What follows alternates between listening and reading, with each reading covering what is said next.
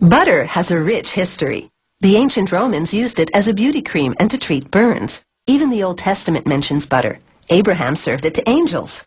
Back then, people made butter by shaking milk in bags of animal skin or in hollow logs. Today, its glorious taste is a product of modern technology. Butter making begins with a tanker truck delivery to the dairy. 30,000 liters of raw cow's milk. Workers test it for consistent color and odor before unloading it through vacuum-pumped hoses. They pump the raw milk into a machine called a separator. The separator spins, dividing the raw milk's fat from the rest of the liquid. The fat is called buttercream, and the rest is skim milk. The essential ingredient in butter is the buttercream.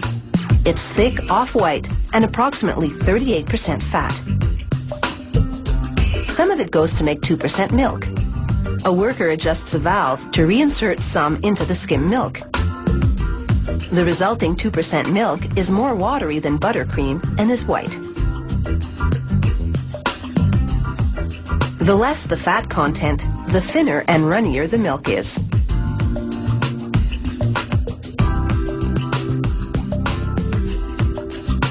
Back to the butter making.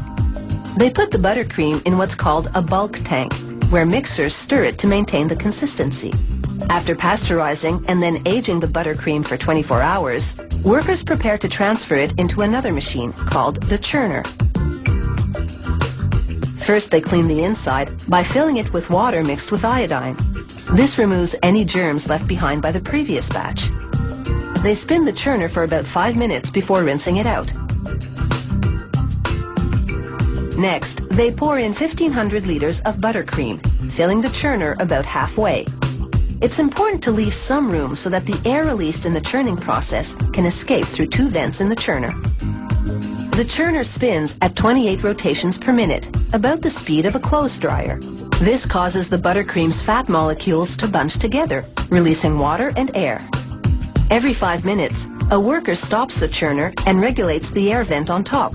When he feels there's no more air escaping, he closes the valve and restarts the machine. After 30 minutes of churning, the fat molecules in the buttercream are creamy clumps known as popcorn butter.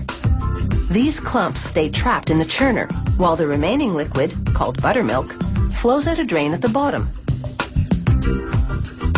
A vacuum pump system sends it through hoses to a nearby container.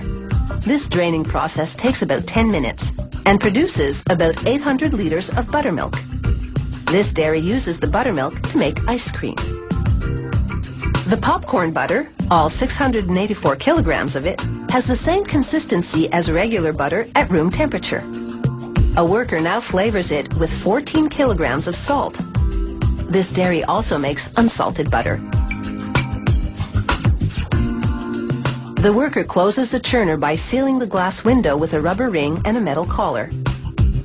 This keeps the internal air pressure roughly equal to what's outside the churner. Doing this ensures the churner works efficiently.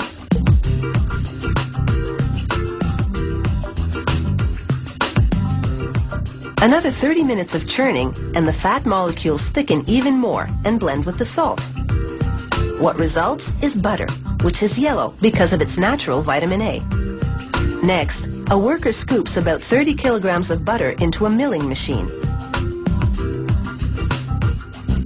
The mill moves the butter into the final production phase, where it'll be shaped and put into packages. This machine squeezes butter into an injector that's shaped like a block. The injector then deposits blocks of butter into open packages. The packaging paper has an aluminum outer coating. This prevents light from penetrating. Light can make the butter rancid. Each sheet is 26.5 centimeters long and 19 centimeters wide. Before the butter is inserted, a plastic former bends the paper into shape.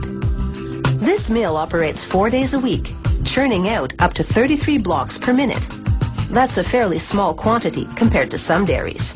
But this relatively slow pace allows greater quality control. To monitor the mill's precision, workers check every 15th block to ensure it weighs exactly 455 grams. The dairy then ships the butter to stores in refrigerated trucks.